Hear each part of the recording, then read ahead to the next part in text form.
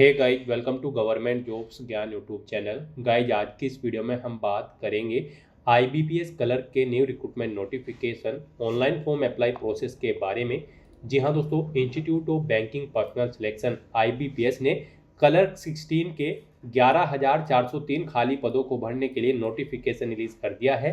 कैसे आप इस भर्ती में पार्टिसिपेट करने के लिए अपने फॉर्म अप्लाई कर सकते हो बिना कोई मिस्टेक किए हुए, इसकी पूरी जानकारी हम आपको स्टेप बाय स्टेप रजिस्ट्रेशन से लेकर प्रिंट तक इस वीडियो में देंगे। बस आपको इस वीडियो को स्किप के बिना शुरू से लेकर एंड तक देखना है। उसके बाद वीडियो पसंद आए तो इसे लाइक और शेयर कर दे, चैनल पर नए हो तो इसे सब्सक्राइब कर ले। साथ ही साथ आपको अपना फॉर्म अप्लाई करते हुए जो भी प्रॉब्लम फेस हो रही है उन सभी का हल आपको इस वीडियो में मिल जाएगा। कैसे यहाँ पर आपको अपने फोटो और सिग्नेचर अपलोड करने हैं, लाइव फोटो आपको कैसे कैप्चर करना है, अपने डॉक्यूमेंट आपको कैसे अपलोड करने हैं, कितने केबी में, किस फॉर्मेट में आपको अपलोड करना है, यहाँ पर क्या आपकी क्वालिफिकेशन होगी, कैसे आपको अपनी क्वालिफिकेशन की डिटेल देनी होगी, सभी जानकारी आपको इस वीडियो में दी जाएगी। बस आपको एंड तक हमारे साथ इस वीडियो में बने रहना है। तो बिना कोई वक्त गंवाए चलिए शुरू करते हैं। आपको इस वीडियो के डिस्क्रिप्शन बॉक्स में हमारी वेबसाइट IND-sarkari-naukri.in के इस पेज का लिंक मिल जाएगा। यहाँ पर आपको इस भर्ती के रिगार्डिंग सभी डिटेल्स प्रोवाइड कर दी गई है।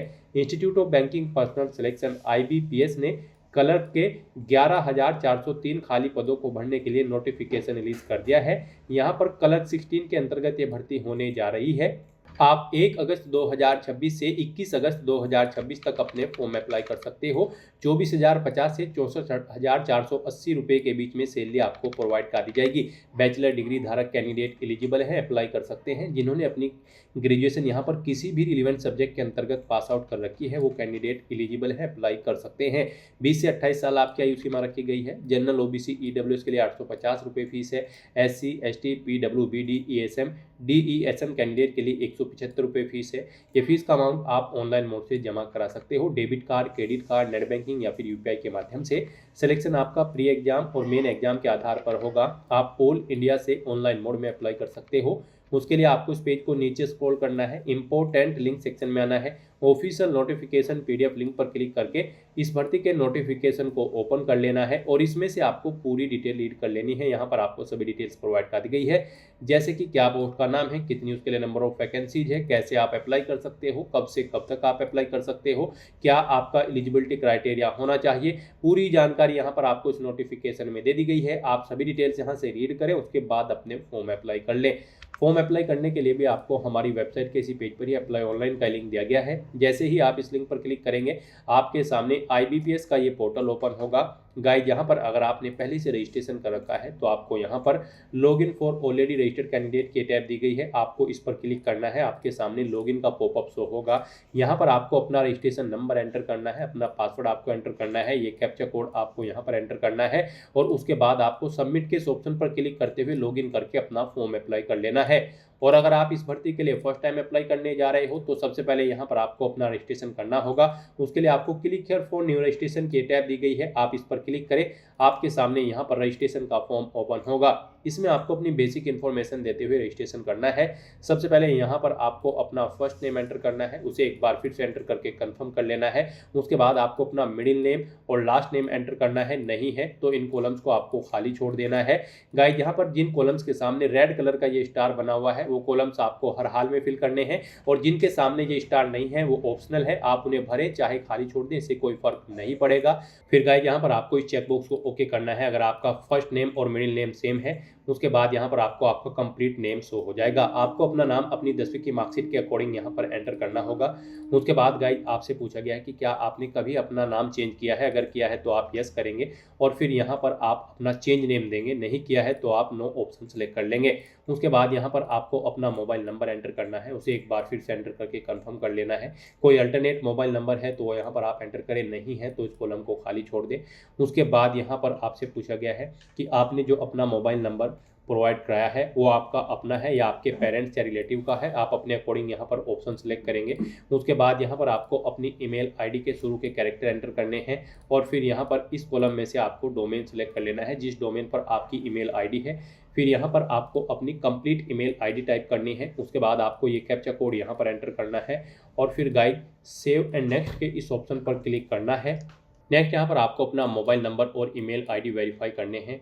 अब आपको ये कैप्चा कोड यहाँ पर एंटर करना है। उसके बाद सेंड ओटीपी के इस ऑप्शन पर क्लिक करना है। फिर आपके मोबाइल नंबर पर एक ओटीपी आएगा। वो ओटीपी आपको यहाँ पर एंटर करते हुए अपना मोबाइल नंबर वेरीफाई कर लेना है। फिर आपको दोबारा से ये कैप्चा कोड यहाँ पर एंटर करना होगा और फिर सेंड ओटीपी के इस ऑप्शन पर क्लिक करना होगा। फिर आपकी ईमेल आईडी पर एक ओटीपी आएगा। वो ओटीपी भी आपको यहाँ पर एंटर करते हुए अपनी ईमेल आईडी को भी वेरीफाई कर लेना है। इस तरह से यहाँ पर आपको अपना मोबाइल नंबर और ईमेल आईडी वेरीफाई कर लेने हैं। और फिर गाइस आपको यहाँ पर नेक्स्ट के इस ऑप्शन पर क्लिक करना है। इस तरह से यहाँ पर आपका रजिस्ट्रेशन सक्सेसफुली कंप्लीट हो जाएगा। आपको ऊपर एक रजिस्ट्रेशन नंबर और पासवर्ड प्रोवाइड करा दिया गया है। साथ ही साथ आपका ये रजिस्ट्रेशन नंबर और पासवर्ड आपके रजिस्टर्ड मोबाइल नंबर और ईमेल आईडी पर भी सबमिट कर दिए गए हैं। आपको इन्हें केयरफुली नोट डाउन करके रख लेना है फ्यूचर यूज के लिए। और गाइस यहाँ पर अब आपको अपना पासपोर्ट साइज फोटो अपलोड करना है, लाइव फोटो आपको कैप्चर करना है और उसके बाद आपको यहाँ पर अपने सिग्नेचर अपलोड करने हैं। इनके लिए आपको गाइडलाइन दी गई है। गाइस आपको यहाँ पर guideline for scanning the photograph and signature के इस लिंक पर क्लिक करना है। उसके बाद आपके सामने ये पीडीएफ ओपन हो जाएगी। यहाँ पर आपको आपके फोटो और सिग्नेचर के लिए गाइडलाइन दी गई है। आप जो अपना पासपोर्ट साइज फोटो अपलोड करेंगे उसकी डायमेंशन 4.5 सेंटीमीटर इंटू 3.5 सेंटीमीटर होनी चाहिए और यहाँ पर ये 20 KB से 50 KB के बीच में आपकी फाइल होनी चाहिए। जेपीजी या फिर जेपीईजी फॉर्मेट में होनी चाहिए।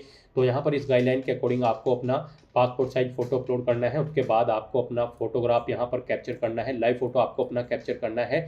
इसके लिए भी आपको गाइडलाइन दी गई है। यहाँ पर फोटो कैप्चर करते समय आपको कुछ चीज़ों का ध्यान रखना होगा। फोटो कैप्चर करते समय आपको यहाँ पर बिल्कुल सीधा फॉरवर्ड कैमरे की तरफ देखना है और गाइस यहाँ पर आपका सिंपल प्लेन बैकग्राउंड होना चाहिए उस स्थान पर जहाँ पर आप अपना लाइव फोटो कैप्चर कर रहे हैं। फोटो कैप्चर करते समय आपको अपने चेहरे पर कोई मास्क नहीं लगाना है। यहाँ पर शैडो वगैरह आपके फेस पर नहीं पड़ना चाहिए। फोटो कैप्चर करते समय कानों में ईयरफोन्स वगैरह भी आपको नहीं लगाने हैं। तो इन गाइडलाइंस को आपको ध्यान में रखते हुए अपना लाइव फोटो कैप्चर करना है। यहाँ पर फोटो कैप्चर करने के लिए आपको गाइडलाइन भी दी गई है। आप फोटो गाइडलाइन के इस ऑप्शन पर क्लिक करेंगे। यहाँ से आप चेकआउट कर सकते हो। इन फॉर्मेट में यहाँ पर आपके फोटो एक्सेप्टेबल नहीं होंगे और यहाँ पर हम आपको बता दें कि किस फॉर्मेट में आपका फोटो एक्सेप्टेबल होगा। यहाँ पर आप चेकआउट कर सकते हो। इस फॉर्मेट में आपका फोटो यहाँ पर एक्सेप्टेबल रहेगा। इन चीज़ों का ध्यान रखते हुए यहाँ पर आपको अपना लाइव फोटो कैप्चर कर लेना है। उसके बाद यहाँ पर आपको अपने सिग्नेचर अपलोड करने हैं। सिग्नेचर अपलोड करने के लिए भी आपको गाइडलाइन दी गई है। आपकी सिग्नेचर की डायमेंशन 140 × 60 पिक्सल होनी चाहिए। 10 KB से 20 KB के बीच में आपकी सिग्नेचर की फाइल का साइज होना चाहिए। कैपिटल लेटर्स में आपके सिग्नेचर नहीं होने चाहिए। आपको एक व्हाइट पेपर पर ब्लैक इंक पेन से यहाँ पर अपने सिग्नेचर करने हैं और फिर उन्हें यहाँ पर आपको अपलोड करना है। तो यहाँ पर आपको अपना पासपोर्ट साइज फोटो अपलोड करने के लिए ब्राउज के ऑप्शन पर क्लिक करना है, फाइल को सिलेक्ट कर लेना है और अपना पासपोर्ट साइज फोटो यहाँ पर आपको अपलोड कर देना है। उसके बाद आपको इस चेकबॉक्स को ओके करना है। फिर गाइस यहाँ पर आपको अपना लाइव फोटो कैप्चर करना है। फोटो कैप्चर करने के लिए आपके पास दो ऑप्शन है। आप यहाँ पर अपने वेब कैमरा के थ्रू अपना फोटो कैप्चर कर सकते हैं। आप कैप्चर फोटो के इस ऑप्शन पर क्लिक करेंगे और आपके कंप्यूटर में जो वेब कैमरा है उसके थ्रू आप अपना लाइव फोटो यहाँ पर कैप्चर कर लेंगे। और अगर आपके कंप्यूटर में वेब कैमरा नहीं है फिर आप मोबाइल फोन के थ्रू भी अपना फोटो कैप्चर कर सकते हैं। उसके लिए आप क्लिक हियर टू स्कैन के इस ऑप्शन पर क्लिक करें। ये QR कोड आपको शो होगा। आप इसे अपने मोबाइल से स्कैन करें। आपके मोबाइल में जो भी QR कोड स्कैनर की ऐप है उसके थ्रू आप इसे स्कैन करें। आपके मोबाइल पर एक लिंक जाएगा जिस पर क्लिक करते हुए यहाँ पर आपको अपने मोबाइल फोन के थ्रू अपना लाइव फोटो कैप्चर कर लेना है। उसके बाद आपको इस चेकबॉक्स को ओके करना है। फिर आपको यहाँ पर अपने सिग्नेचर अपलोड करने हैं। सिग्नेचर अपलोड करने के लिए भी आपको ब्राउज के इस ऑप्शन पर क्लिक करना है, फाइल को सिलेक्ट कर लेना है और अपने सिग्नेचर यहाँ पर आपको अपलोड कर देने हैं। गाइस यहाँ पर अगर आपके फोटो या सिग्नेचर दी गई गाइडलाइंस के अकॉर्डिंग नहीं है, उनका साइज कम या ज़्यादा है, तो आपको गूगल पर जाना है, इमेज रिसाइजर टाइप करना है। मल्टीपल ऑनलाइन वेबसाइट ओपन हो जाएंगी। कोई भी वेबसाइट आप ओपन करें उसमें आप अपने जिस भी डॉक्यूमेंट का साइज दी गई गाइडलाइन के अकॉर्डिंग सेट करना चाहते हैं उसे अपलोड करें, उसका साइज वहां पर सेट करें और वहां से डाउनलोड करके फिर यहां पर आप अपलोड कर दें। इस तरह से अपना फोटो और सिग्नेचर अपलोड करने के बाद फिर आपको इस चेकबॉक्स को भी ओके करना होगा और उसके बाद गाइस नेक्स्ट के इस ऑप्शन पर क्लिक करना होगा। नेक्स्ट आपके सामने कुछ इस तरह से इंटरफेस ओपन होगा। अब यहाँ पर आपका फॉर्म स्टार्ट हो चुका है। आपको अपनी डिटेल्स प्रोवाइड करते हुए अपना फॉर्म फिल करना है। सबसे पहले यहाँ पर आपको अपनी कैटेगरी सिलेक्ट करनी है, आप जिस कैटेगरी से बिलोंग करते हैं। उसके बाद यहाँ पर आपसे पूछा गया है आपकी डिसेबिलिटी की डिटेल। आप यहाँ पर PWBD कैंडिडेट हैं और आपकी डिसेबिलिटी 40% से अबव है तो आप येस करेंगे और अपनी डिसेबिलिटी का टाइप यहाँ पर सिलेक्ट करते हुए उसकी डिटेल आप यहाँ पर प्रोवाइड कराएंगे। गाइस अगर आप यहाँ पर PWBD कैंडिडेट नहीं है और आपकी डिसेबिलिटी 40% से अबव नहीं है तो आप सिंपली नो ऑप्शन सेलेक्ट करेंगे। फिर यहाँ पर आपको ये अपनी डिसेबिलिटी की डिटेल देनी नहीं होगी, इसे आपको डिसेबल कर दिया जाएगा। उसके बाद यहाँ पर आपसे पूछा गया है कि क्या आप person with specified disability cover करना चाहते हैं under the definition of section 2(a) के। अगर चाहते हैं तो यस करेंगे और फिर यहाँ पर आप डिटेल देंगे, नहीं चाहते हैं तो आप नो ऑप्शन सेलेक्ट कर लेंगे। यहाँ पर ये आपकी डिसेबिलिटी की डिटेल आपको देनी होगी। अगर आप डिसेबल्ड कैंडिडेट हैं, नहीं है तो फिर आपको ये ऑप्शन यहाँ पर डिसेबल्ड कर दिए जाएंगे, इनमें आपको कुछ भी सिलेक्ट करने के लिए चॉइस नहीं मिलेगी। उसके बाद यहाँ पर आपसे पूछा गया है आपका कि क्या आप रिलीजियस माइनॉरिटी कम्युनिटी के अंतर्गत आते हैं। अगर आते हैं तो यस करेंगे, नहीं तो नो ऑप्शन आप सिलेक्ट करेंगे। फिर यहाँ पर आपको अपना रिलीजन सिलेक्ट कर लेना है। उसके बाद यहाँ पर आपसे पूछा गया है कि क्या आपको यहाँ पर कोई वर्क एक्सपीरियंस है किसी गवर्नमेंट या फिर पब्लिक सेक्टर कंपनी में। अगर है तो आप यस करेंगे और फिर यहाँ पर नहीं है तो आप नो ऑप्शन सिलेक्ट कर लेंगे। फिर यहाँ पर आपसे पूछा गया है कि क्या आप एक सर्विसमैन कैंडिडेट हैं। अगर हैं तो आप यस करेंगे और यहाँ पर अपनी सर्विस की डिटेल देंगे। मंथ में आप एंटर करेंगे कितने मंथ का आपको यहाँ पर एक्सपीरियंस है। और फिर यहाँ पर अगर आप रिलीफ ले चुके हैं डिफेंस सर्विस से तो वो डे मंथ ईयर आप बताएंगे कब आपने रिलीफ लिया है। तो इस तरह से यहाँ पर आपको अपनी सर्विस की डिटेल देनी होगी। और अगर आप एक सर्विसमैन नहीं है तो आप सिंपली नो ऑप्शन सेलेक्ट करेंगे, फिर आपको ये डिटेल्स नहीं देनी होंगी। आप यहाँ पर डिसेबल्ड एक सर्विसमैन है तो यस करेंगे और फिर उसकी डिटेल देंगे, नहीं है तो नो ऑप्शन आप सिलेक्ट कर लेंगे। उसके बाद आपसे पूछा गया है कि क्या आप यहाँ पर एज में रिलैक्सेशन चाहते हैं। अगर आप विडो या फिर डाइवोर्स वुमेन है या फिर वुमेन है जो जुडिशली सेपरेटेड अलग रहते हैं अपने पति से, तो यहाँ पर आप अगर रिलैक्सेशन चाहते हैं तो यस करेंगे, नहीं चाहते हैं तो नो ऑप्शन सेलेक्ट करेंगे। उसके बाद यहाँ पर आपको IBPS क्लर्क CWE-CRP की डिटेल्स प्रोवाइड करनी है। इससे पहले आप क्लर्क के एग्जाम में कितनी बार पार्टिसिपेट किए हैं। अगर आपने इससे पहले भी IBPS क्लर्क की भर्ती में पार्टिसिपेट किया है तो आप यस करेंगे और फिर यहाँ पर बताएंगे 1 बार 2 बार कितनी बार यहाँ पर आपने पार्टिसिपेट किया है, वो यहाँ पर आप एंटर करें। और गाइस यहाँ पर आप बताएं आपने किस एग्जाम में पार्टिसिपेट किया है। IBPS clerk 1 2 3 4 5 6 7 8 9 10 11 12। यहाँ पर आप अपने अकॉर्डिंग ऑप्शन सेलेक्ट करेंगे। एक से ज़्यादा एग्जाम में अगर आपने पार्टिसिपेट किया है तो आप कंट्रोल के साथ यहाँ पर सिलेक्ट कर लेंगे। कंट्रोल प्रेस करते हुए यहाँ पर आप माउस से अपने 2 एग्जाम सेलेक्ट कर लेंगे जिन एग्जाम्स में आपने पार्टिसिपेट किया है, 2 या फिर उससे ज़्यादा जितने भी एग्जाम में आपने पार्टिसिपेट किया है। और अगर आपने एक एग्जाम में पार्टिसिपेट किया है तो यहाँ पर आप 1 एंटर करेंगे, एक एग्जाम यहाँ पर सेलेक्ट करेंगे जिसमें आपने पार्टिसिपेट किया होगा। और अगर आप बिल्कुल फर्स्ट टाइम यहाँ पर IBPS क्लर्क की इस भर्ती में पार्टिसिपेट करने जा रहे हैं तो आपको सिंपली यहाँ पर नो ऑप्शन सेलेक्ट करना होगा, फिर ये डिटेल आपको नहीं देनी होगी। उसके बाद यहाँ पर आपको अपनी अप्रेंटिसशिप की डिटेल प्रोवाइड करनी है। यहाँ पर आपसे पूछा गया है कि क्या आप ट्रेन अप्रेंटिसशिप कैंडिडेट हैं। अगर हैं तो आप यस करेंगे। बैंक बताएंगे किस बैंक के अंतर्गत यहाँ पर आपने अपनी अप्रेंटिसशिप कंप्लीट की है, किस डेट से किस डेट तक आपने अप्रेंटिस कंप्लीट की है, वो डेट आप सेलेक्ट कर लेंगे। और फिर यहाँ पर आपको अपनी HRMS ID देनी होगी अप्रेंटिसशिप की। और फिर यहाँ पर आपसे पूछा गया कि क्या आपने NATS या फिर NAPS के पोर्टल पर अपना रजिस्ट्रेशन कर रखा है। अगर कर रखा है तो आप यस करेंगे और यहाँ पर आप अपना NATS या फिर NAPS का जो रजिस्ट्रेशन नंबर है वो यहाँ पर आप एंटर करेंगे। नहीं कर रखा है तो आप सिंपली नो ऑप्शन सेलेक्ट कर लेंगे, फिर आपको यहाँ पर ये नंबर देने की जरूरत नहीं पड़ेगी। और गाइस अगर आपने यहाँ पर अप्रेंटिसशिप नहीं कर रखी है तो आप सिंपली यहाँ पर नो ऑप्शन सेलेक्ट करेंगे, फिर आपको ये डिटेल प्रोवाइड नहीं करानी होगी अपनी अप्रेंटिसशिप की। उसके बाद यहाँ पर आपको अपनी नेशनलिटी सेलेक्ट कर लेनी है। फिर यहाँ पर आपको अपने एग्जाम सेंटर की डिटेल प्रोवाइड करनी है। आपको अपने एग्जाम सेंटर यहाँ पर सेलेक्ट करने हैं। यहाँ पर आपको पहले अपना प्री एग्जाम सेंटर सेलेक्ट करना है। उसके लिए आप यहाँ पर पहले स्टेट सेलेक्ट करेंगे। उसके बाद यहाँ पर आपको आपका स्टेट कोड शो कर दिया जाएगा।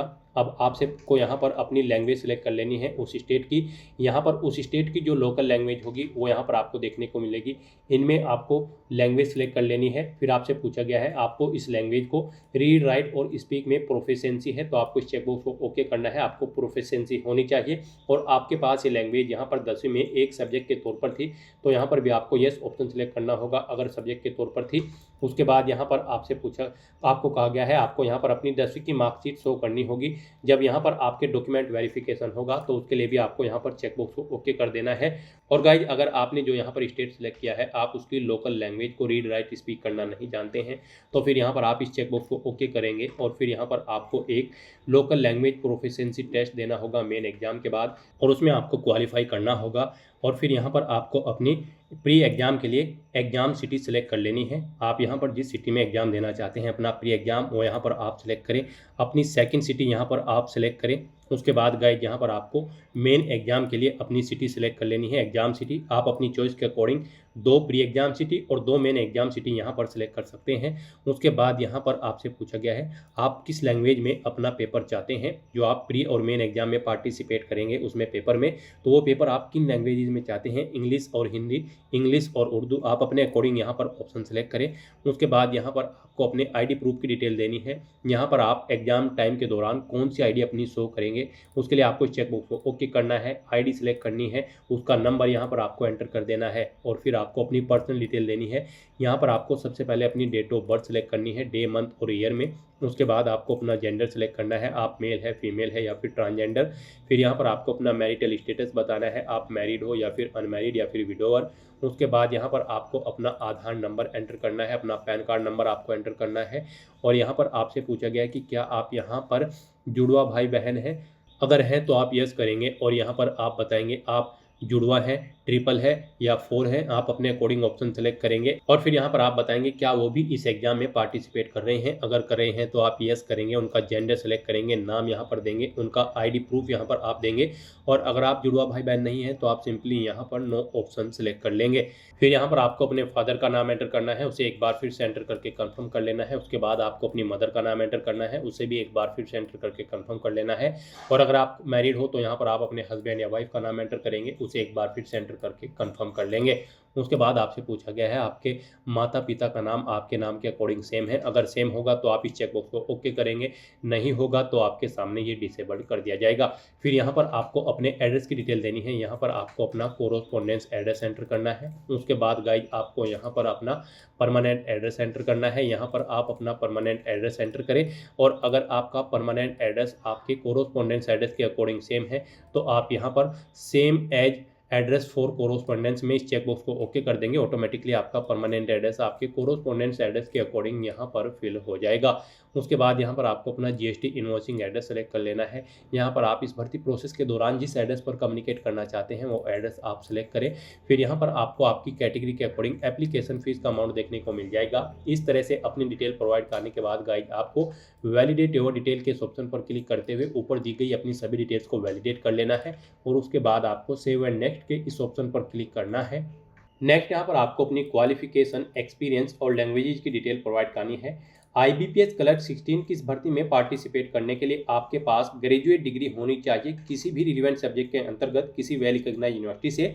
तो यहाँ पर अब आपको सबसे पहले अपनी क्वालिफिकेशन की डिटेल देनी है। क्वालिफिकेशन में आपको सबसे पहले अपनी 10वीं क्लास की डिटेल देनी होगी, ये मस्ट है। यहाँ पर आपको सबसे पहले बोर्ड का नाम देना है, जिस बोर्ड से आपने अपनी 10वीं क्लास पास आउट की है, कब पास आउट की है वो डेट आपको सेलेक्ट कर लेनी है, कितने % मार्क्स आपने ऑब्टेन किए हैं वो यहाँ पर आपको एंटर करना है, अपनी परसेंटेज आपको एंटर करनी है। उसके बाद आपको अपनी ग्रेजुएशन की डिटेल यहाँ पर देनी है।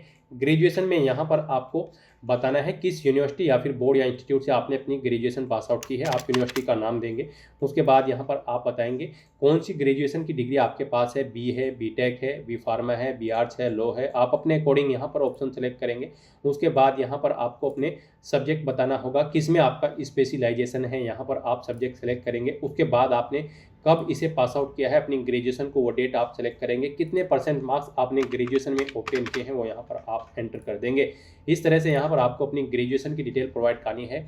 और गाइड अगर आपने पोस्ट ग्रेजुएशन या फिर कोई प्रोफेशनल क्वालिफिकेशन या फिर कोई अन्य क्वालिफिकेशन कर रखी है तो उसकी डिटेल भी आप सेम ऐसे ही प्रोवाइड कर सकते हैं। नहीं कर रखी है तो इन सेक्शन को आप खाली छोड़ देंगे। यहाँ पर आपको अपनी 10वीं क्लास और ग्रेजुएशन की डिटेल प्रोवाइड करानी मस्ट है, या आपको डिटेल देनी ही होगी।